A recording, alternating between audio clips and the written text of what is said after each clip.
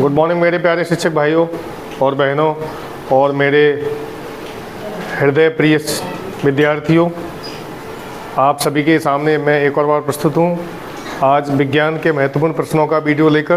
क्योंकि विज्ञान का सिलेबस हम ख़त्म कर चुके हैं, फिर भी एक बार ये प्रयास कर रहे हैं कि देखें कहीं कोई क्वेश्चन छूट ना गया हो, परीक्षा में कहीं कोई कमी ना रह जाए। उसी संदर्भ को आगे बढ़ाते हुए आज हम राष्ट्रीय आयाम छात्रवृत्ति योग्यता परीक्षा में कुछ विज्ञान के ऐसे प्रश्न जो विगत परीक्षा में आ चुके हैं या आने की प्रबल संभावना है, उनके विषय में चर्चा करेंगे, विस्तार से उनकी व्याख्या बताएंगे, एक प्रश्न से कई प्रश्नों को बनाने का प्रयास करेंगे। तो पहला क्वेश्चन है इसमें, सबसे पहले लिखिए क्वेश्चन नंबर 1। समुद्र में तैरते हुए आइसबर्ग का कितना हिस्सा ऊपर दिखाई देगा? तो हमारे बच्चे बता रहे हैं आंसर 1/10, जो कि बिल्कुल सही है। अब इसको समझ लो। देखो इसमें ये आइसबर्ग दिया है, ये क्या होता है आइसबर्ग? समुद्र में बर्फ जो तैरती है तो ऊपर उसका 1/10 हिस्सा रहता है और नीचे 1/9 या 1/90। यदि 90% हिस्सा पानी के भीतर रहता है और 1% हिस्सा ऊपर दिखाई देता है।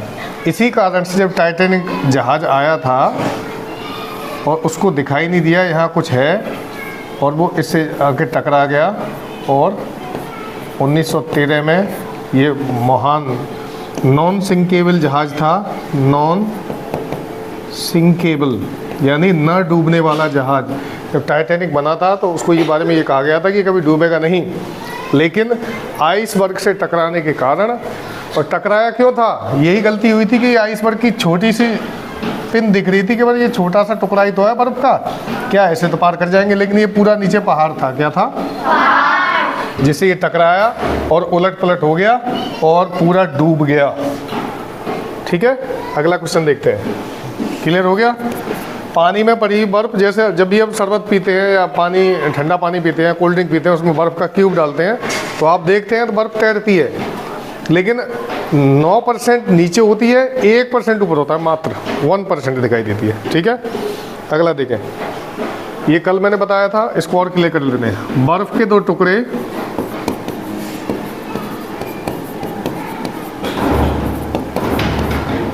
आपस में दबाने पर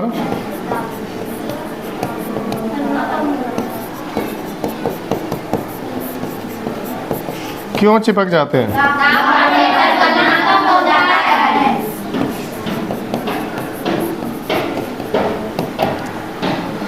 देखो, जब 2 आइस के टुकड़े लेंगे हम और इनको आपस में दबाएंगे, प्रेशराइज करेंगे, ठीक है, तो प्रेशर बढ़ेगा, P बढ़ेगा,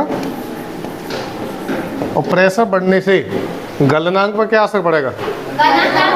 वेरी गुड। इनका मेल्टिंग पॉइंट जो है गलनांक वह ताप बिंदु है जिस पर कोई वस्तु पिघलने लगे। वह ताप बिंदु जिस पर कोई वस्तु, कोई पदार्थ लिखेंगे, पदार्थ पिघलने लगे, वो क्या कहलाएगा? गलनांक। ठीक है, तो जब 2 बर्फ के टुकड़ों को आपस में तेजी से दबाया जाता है तो प्रेशर बढ़ने के कारण उनकी गलने की जो गति होती है वो कम हो जाती है। क्या हो जाती है? और वो चिपक जाते हैं। ठीक है, क्लियर हो गए दोनों क्वेश्चन? एक एक प्रश्न को समझना जरूरी है और उसके पीछे की विज्ञान को और कारणों को समझना जरूरी है। ठीक है, बर्फ। अच्छा, एक बात बताओ बच्चों, यहीं कहीं हम इसको क्लियर कर देते हैं। स्नो और आइस, स्नो माने बर्फ और आइस माने बर्फ, दोनों में अंतर क्या है? आइसक्रीम खाते हैं हम, उसको भी बर्फ बोलते हैं। स्नोफॉल जो होता है उसको भी बर्फ बोलते हैं, बर्फबारी। जो नेचुरल बर्फ ऊपर से गिरती है, बर्फबारी, उसे बोलते हैं स्नो। और जो जमाई जाती है फैक्ट्रियों में उसे बोलते हैं आइस। ठीक है, क्लियर हो गया? आगे चले। अगला देखिए, पहाड़ों पर पानी 100 डिग्री से पहले क्यों उबलने लगता है?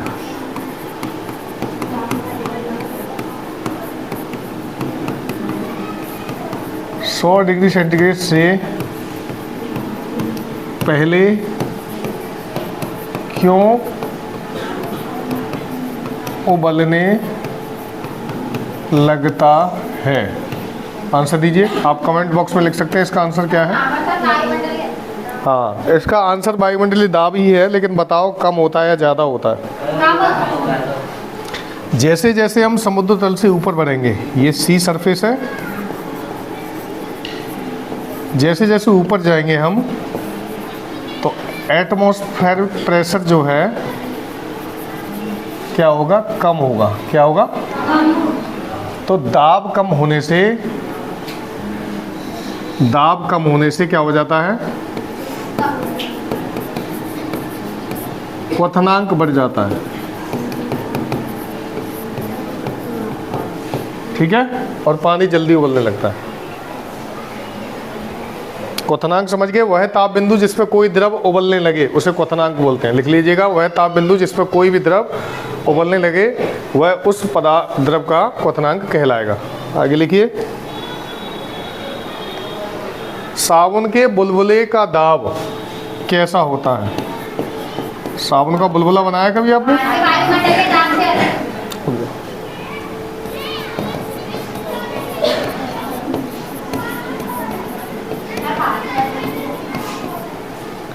दाब होता है, अधिक होता है या कम होता है? हाँ, बाहर का जो वायुमंडल दाब है, जो हम सबके ऊपर वायुमंडल द्वारा जो दाब लगाया जाता है प्रत्येक व्यक्ति पर, प्रत्येक वस्तु पर, उससे अधिक होता है इस वाले बबल्स का प्रेशर। दाब अधिक होता है। कैसा होता है? अब देखो यहाँ एक और प्रश्न आता है कि ये जो बबल है ये 7 रंग में चमकता है। कितने में? अब 7 रंग में किस कारण से चमकता है ये बताइए? कहाँ से पढ़ लिया तुमने? बता। साबुन के बुलबुले का चमकना प्रकाश की कौन सी घटना के कारण है?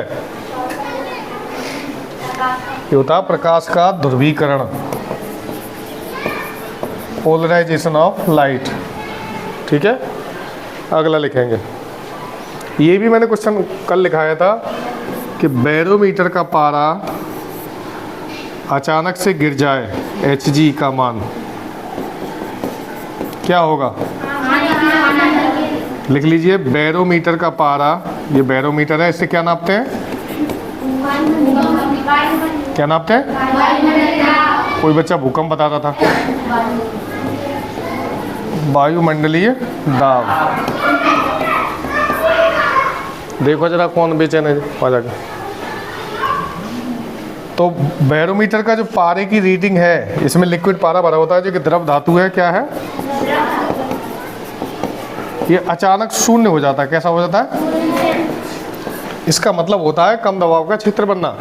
और कम दबाव का क्षेत्र का बनने का मतलब ये है हमेशा दबाव अधिक से कम की ओर ट्रेवल करता है। अधिक प्रेशर होगा वो कम की ओर जाएगा। ठीक है,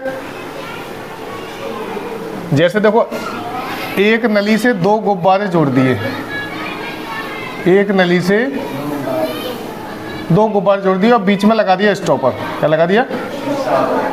अब आपको ये बताना है कि कौन से गुब्बारे की हवा कौन से गुब्बारे में जाएगी। ये 1 नंबर है, ये 2 नंबर है। अगर इस नॉब को हम खोलेंगे तो कौन सा गुब्बारा फूलेगा, कौन सा पिचकेगा? देखो यहाँ पर उच्च दाब है और यहाँ निम्न दाब है, तो उच्च हमेशा निम्न की ओर चलता है, तो ये वाला पिचकेगा और ये फूल जाएगा। ठीक है, ये वाला समझ गए? बैरोमीटर का पारा अचानक नीचे गिर जाए तो आंधी तूफान आते हैं। क्या आते हैं? आंधी और तूफान, भयानक वाले। लिख लिया? अगले क्वेश्चन में चलते हैं। साइकिल सवार जब साइकिल चलाता है, साइकिल सवार मोड़ पर क्यों झुक जाते हैं?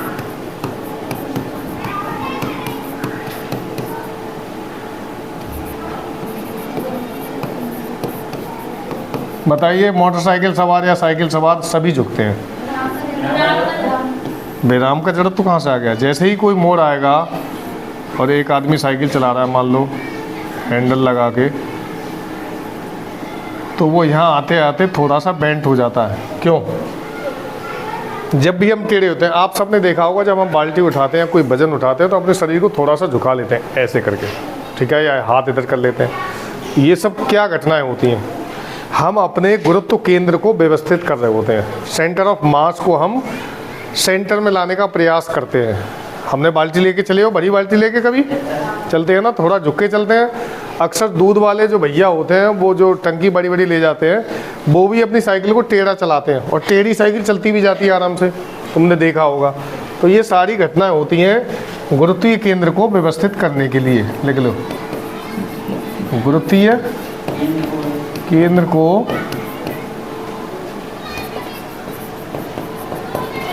व्यवस्थित करने के लिए, ठीक है।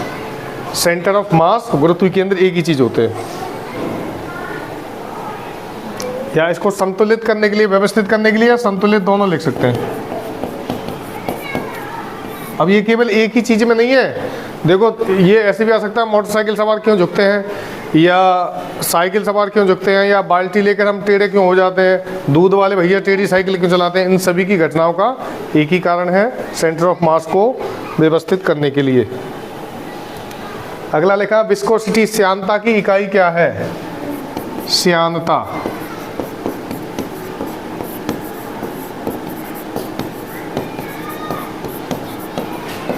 What is the unit of viscosity? श्यानता की इकाई है पॉइज।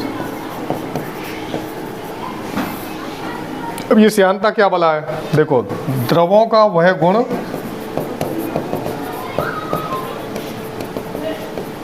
जो उन्हें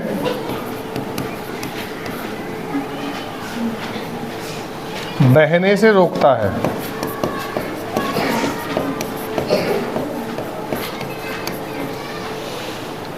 श्यानता, विस्कोसिटी, अगर हिंदी का इसका उच्चारण करें तो श्यानापन। जैसे कोई व्यक्ति श्याना जो होता है, वो अपने पैसे को आसानी से खर्च नहीं करता, किसी को देता नहीं है। ऐसे ही जो द्रव अपने ऊपर की सतहों को एक दूसरे पर रिपट के बहने से रोके, वही श्यान द्रव कहलाता है, यानी विस्कस लिक्विड।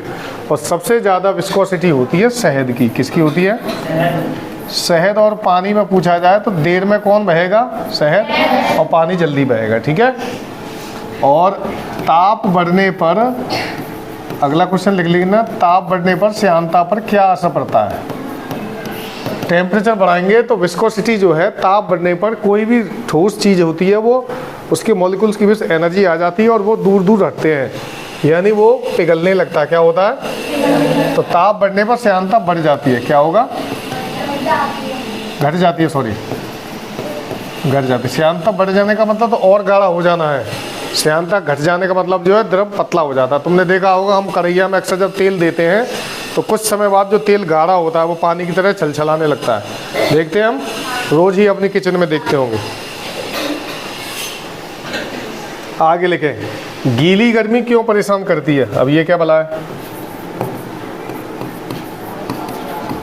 गीली गर्मी, मैंने इसको शॉर्ट कर दिया है, क्यों परेशान करती है?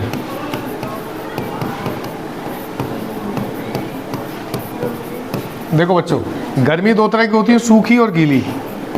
अब गर्मी गर्मी होती है, हमने सुना होगा क्या, गर्मी तो गर्मी है, सूखी गीली क्या हुआ? सूखी गर्मी पड़ती है आपकी मार्च से लेकर जून तक। कब तक? मार्च से जून। और जुलाई से लेकर सितंबर तक जो गर्मी पड़ती है, वो गीली गर्मी कहलाती है, क्योंकि इसमें गर्मी के साथ जल वाष्प होती है। क्या होती है? यानी बारिश स्टार्ट हो जाती है। ये ड्राई होती है, इसमें चलती है लू। क्या चलती है? लू चलती है, गर्म हवा। और अक्सर परीक्षा में एक क्वेश्चन आता है कि गर्मी के दिनों में कपड़े धूप में भी देरी से क्यों सूखते हैं बरसात के दिनों में? बरसात के दिनों में क्योंकि बरसात के दिनों में वायुमंडल में ह्यूमिडिटी बढ़ जाती है। ह्यूमिडिटी माने पानी की छोटी छोटी बूंदें, जल वाष्प। तो गीली गर्मी क्यों परेशान करती है, ये समझिए। अब यहाँ पे एक प्रश्न हम उठाते हैं कि जब गर्मी पड़ती है बहुत तेज जून के महीने में तो पंखा चला लेते हैं और पंखे की हवा बड़ी ठंडी लगती है। क्यों? क्योंकि पसीने का वाष्पन होता है। क्या होता है? पसीना उड़ जाता है, थोड़ी देर में पसीना सूख जाता है और हमें ठंडक और रिलैक्स महसूस होता है। लेकिन यहाँ क्यों नहीं हो पाता गीली गर्मी में? गीली गर्मी पे और हवा चलाएंगे हम तो वो पसीना शरीर पर और फैलेगा, सूखने के बजाय हमारे शरीर में चिपचिपाहट और चुभन पैदा करेगा। तो इसका आंसर है वाष्पन की दर घट जाती है। वाष्पन की दर घट जाती है। कौन से वाष्पन की? पसीने की। किसकी? पसीना मुख्य रूप से होता है NaCl and water, NaCl and H2O, ठीक है। और पसीना कौन सी ग्रंथि से निकलता है? श्वेत ग्रंथियां। इससे श्वेत ग्रंथियों से पसीना निकलता है। क्लियर है? 3 क्वेश्चन बनेंगे इससे। वाष्पन की दर घट जाती है, यानी वाष्पन धीरे धीरे होता है, वाष्पीकरण। अगला लिखें क्वेश्चन। ये भी शायद आपको पता होगा, गर्म पानी की बजाय भाप से क्यों तेज जलते हैं? बताइए। बिल्कुल सही जवाब। भाप से अधिक जलन क्यों होती है?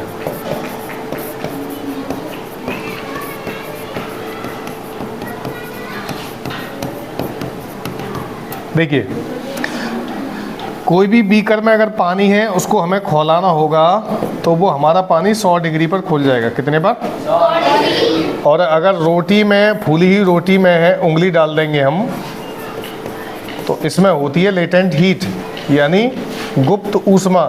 क्या होती है? और ये होती है 540 कैलोरी। कितनी? 540 कैलोरी। तो 100 डिग्री से काफ़ी ज़्यादा है, इसलिए हम खोलते पानी के बजाय भाप से तेज़ी से जलन होती है। ठीक है ना? कहीं कहीं बड़े बड़े जो किचन है, एक सबसे बड़ा किचन है जो मध्याह्न भोजन बनाता है जिसका नाम है अक्षय पात्र। क्या नाम है? अक्षय पात्र माने ऐसा बर्तन जिसका भोजन कभी खत्म ना हो। अक्षय, जैसे अक्षय ऊर्जा होता है, ऊर्जा के अक्षय स्रोत। अक्षय का मतलब है जो कभी समाप्त ना हो। ठीक है? तो अक्षय पात्र किचन का नाम है। ये तमिलनाडु में है, तमिलनाडु और कर्नाटक में। ये बच्चों ऐसी किचन है कि ये 4 राज्यों में एक ही समय पर खाना परोसती है, भिजवाती है खाना 4 राज्यों में एक ही दिन में, एक ही टाइम पे। और MDM परोसती है, जैसे हमारे MDM आता है बच्चों, ऐसा ही MDM। तो ये मैं क्यों बता रहा हूँ? अक्षय पात्र में एक चावल बनाने की गुरुत्वाकर्षण विधि है। कैसी है? देखो क्या टेक्निक से ये चावल पकाते हैं और चावल पक भी जाते हैं और टूटते भी नहीं है।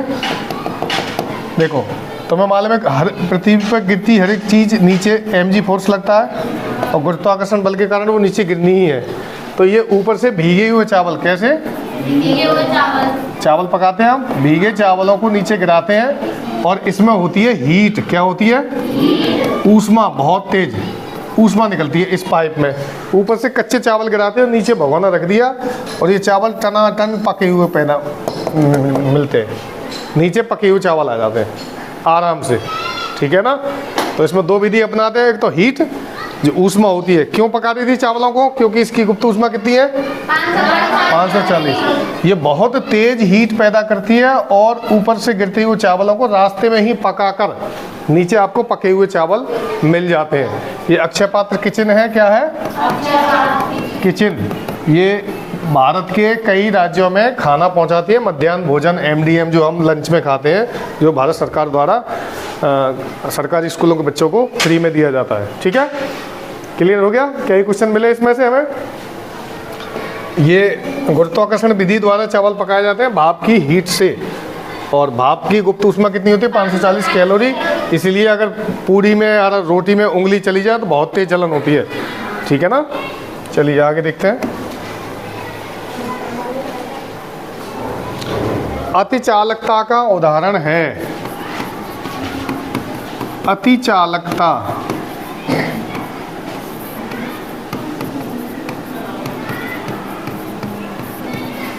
सुपर कंडक्टिविटी क्या होती है? ये अतिचालकता। देखो चालकता समझते हैं आप क्या है?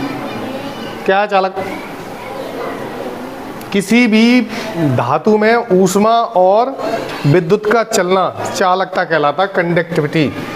तो सबसे अच्छे कंडक्टर कौन से होते हैं? Ag and Cu and iron. सबसे अच्छा चांदी, तांबा, लोहा, ये सुपर कंडक्टर है।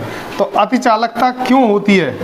क्योंकि इसके मॉलिक्यूल्स बहुत पास होते हैं और उनमें अशुद्धियाँ बहुत कम होती हैं और आसानी से तेज कोई भी ऊष्मा जो है एक मॉलिक्यूल से दूसरे मॉलिक्यूल तक पहुंच जाती है। तो इसका आंसर बनेगा आपका उच्च पारगम्यता। हिंदी में लिखना है उच्च पारगम्यता, यानी बहुत हाई लेवल से तेजी से गुजर जाना। ठीक है ना? कंडक्टिविटी देखो, इसको आसानी से हम समझें तो आपने रोलर कोस्टर देखा होगा या फिसल पट्टी देखी है? ये हमारे यहाँ फिसल पट्टी जो है, अगर किसी व्यक्ति को फिसल पट्टी से गुजारा जाए तो वो गुरुत्वाकर्षण बल के कारण बहुत तेज़ी से नीचे गिरेगा, धड़ाम से दिया आते हैं बहुत तेज़ी से। तो इसी को हम चालकता कह सकते हैं कि तेज़ चाल चलना, किसी चीज़ की चाल बहुत तेज़ हो जाना ऑटोमेटिकली, वो कंडक्टिविटी कहलाएगी। और विज्ञान के परिप्रेक्ष्य में अगर कहें तो किसी भी धातु में ऊष्मा और विद्युत का तेज़ी से चलना कंडक्टिविटी या चालकता कहलाता है। ठीक है? सबसे उच्च चालक धातु होती है चांदी, उससे कम तांबा और उससे कम लोहा। तो अति चालकता यानी सुपर कंडक्टिविटी का उदाहरण होता है उच्च पारगम्यता, यानी किसी भी चीज़ में तेजी से गुजर जाना, हाई परमेबिलिटी। अब देखो अगला क्वेश्चन लिखेंगे, कार की बैटरी में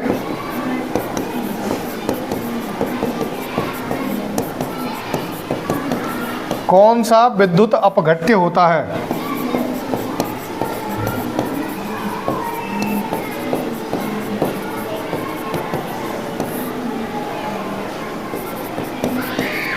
देखिए, इस प्रश्न का आंसर आपको पता है, प्रश्न की भाषा बदल दी है। अगर ये पूछा जाता कि कार की बैटरियों में कौन सा तेजाब डाला जाता है तो आप H2SO4 बता देते। क्या बता देते? इसे अम्लों का राजा बोलते हैं। क्या बोलते हैं? अम्लों का राजा। अम्लों का राजा इसलिए बोलते हैं कि हाईली रिएक्टिव होता है बच्चों, बहुत ज़्यादा जलन पैदा करने वाला।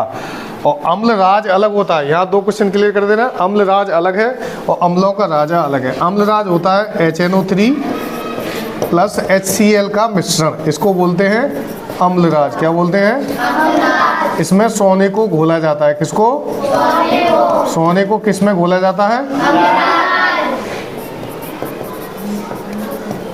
ठीक है? इसको एक्वा रीजिया भी बोलते हैं, एक्वा रीजिया अंग्रेजी में।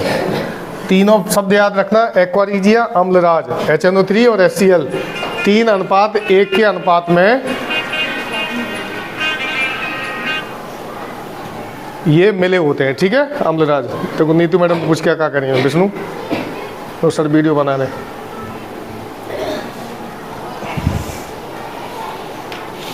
चलिए, तो कौन सा विद्युत अपघट्य होता है? H2SO4। ठीक है? अगला क्वेश्चन देखते हैं, हीटर का तंतु बताओ किसका बना होता है?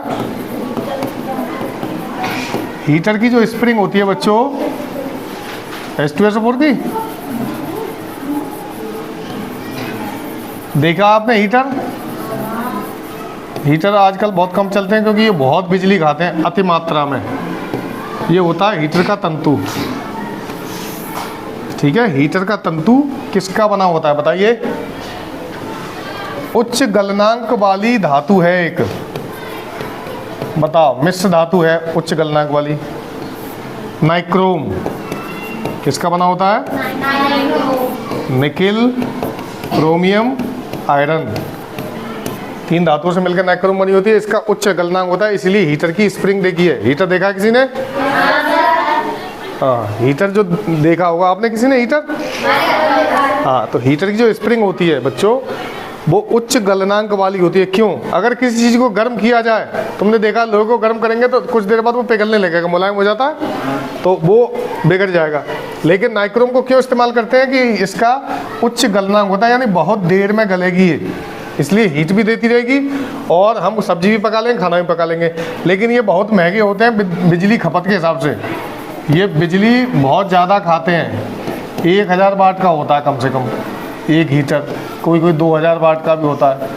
तो 2000 वाट का मतलब 1000 वाट का मतलब 1 किलोवाट और 2 किलोवाट, ये बहुत ज़्यादा बिजली होगी, तुम्हारा घर का बिल बहुत ज़्यादा बढ़ जाएगा, हो सकता है केबल भी फूक जाए जिससे तुम चला रहे हो।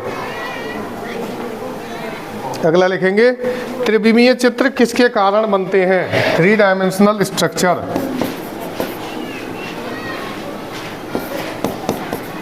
त्रिविमीय चित्र किसके कारण बनते हैं? तो ये होती है होलोग्राफी।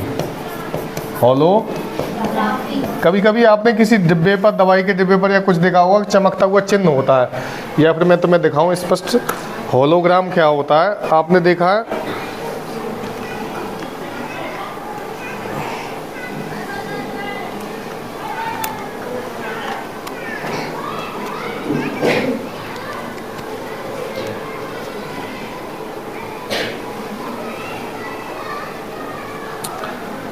किसी दवा के डिब्बे पर या किसी भी पैकेट पर एक चमचमाता हुआ सिल्वर कलर का यानी एल्युमिनियम का एक चिन्ह होता है। जैसे आप देखेंगे अधिकतर पतंजलि के डिब्बे पर देखना एक सिल्वर कलर का एक चिप्पा सा लगा होगा, होलोग्राम जिसे बोलते हैं। होलोग्राम क्या बोलते हैं? होलोग्राम।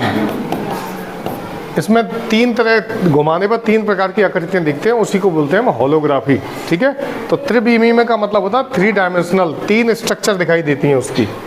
त्रिविमीय चित्र किसके कारण होते हैं? होलोग्राफी के कारण। अगला लिखेंगे, ब्रह्मांड में सबसे अधिक कौन सा तत्व पाया जाता है? बताइए। ब्रह्मांड में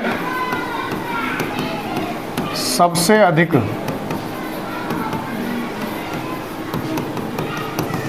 कौन सा तत्व पाया जाता है? कोई आइडिया नहीं?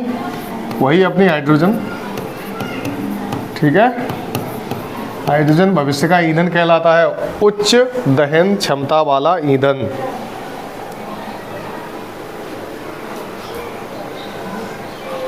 अगला क्वेश्चन लिखें। अभी हमने सौर मंडल पढ़ाया था, उसमें बताया था कि प्लूटो को ग्रह की मान्यता खत्म कर दी थी। कौन सी सन में? 2006 में। कितनी? 2006 में प्लूटो से मान्यता छीन ली थी कि आप ग्रह नहीं है, 2006 में। ठीक है, तो एक अंतर्राष्ट्रीय उपग्रह संघ होता है,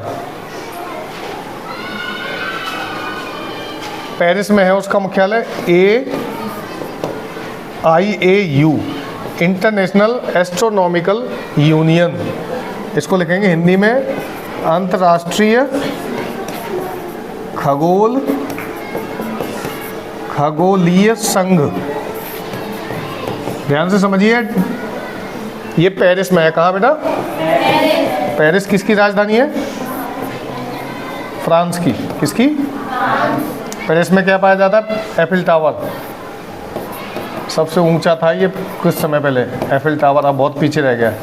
लोहे का बना हुआ टावर है ये एफिल टावर। कहाँ पाया जाता है? पेरिस में। ठीक है, एफिल टावर पेरिस में। पेरिस फ्रांस की राजधानी पेरिस, और वहाँ पाया जाता है अंतर्राष्ट्रीय खगोलीय संघ, जो ये तय करता है कि कौन सा ग्रह है, कौन सा ग्रह नहीं है, कौन सा क्षुद्र ग्रह है, कौन सा तारा है, कौन सा तारा मंडल है। ये सारी घटनाएं उसी संगठन में तय की जाती हैं। तो इन्होंने सन 2000 में इन भाई साहब को ये बता दिया कि आप ग्रह नहीं हैं। तो इनका नया नाम क्या है? प्रश्न ये है कि प्लूटो का नया नाम क्या रख दिया था? तो प्लूटो का नाम रखा था, नाम नहीं था, वो गिनती थी 134340, 134,340। इसका नाम, प्लूटो का नया नाम रख दिया 134,340। अगला लिखेंगे, थर्मोस्टेट का प्रयोजन क्या है? थर्मोस्टेट का प्रयोजन, प्रयोजन माने मतलब। देखो परीक्षा में जो शब्द आते हैं वो बड़ा कठिन होते हैं, उनको समझना पड़ता है। थर्मोस्टेट का प्रयोजन होता है ताप को स्थिर रखना, ताप स्थिर रखना। ठीक है, ध्यान से समझ रहे हैं ना सब लोग? इसको समझाते हैं हम। देखो ताप स्थिर का मतलब क्या है? इसको बोलते हैं थर्मो स्टेट, थर्मो माने ताप, स्टेट माने स्थिर, इसी से बना है ये, ठीक है। अब इसको समझेंगे बच्चों। आपने अक्सर देखा होगा कि हमारे स्कूल में कुछ अध्यापक एक ऐसी स्टील की बोतल लाते हैं, कैसी, जो महंगी आती है लगभग, जिस पर किसी ब्रांड का नाम लिखा रहता है, मिल्टन या सेलो, कुछ भी हो सकता है, ठीक है। आप सबने देखा। इसमें होता क्या है बच्चों कि ये डबल लेयर की होती है। कैसी होती है? ये डबल लेयर की बोतल होती है और इसके बीच में भरी होती है पिसा हुआ कांच या एयर, हवा भी होती है। और कल हमने बताई थी हवा क्या है? बुरा चालक या बुरी चालक है ये। और अच्छी चालक क्या थी? चांदी। तो जब हवा भर दी है और इसमें हमने डाल लिया H2O यानी गर्म पानी, क्या भर लिया?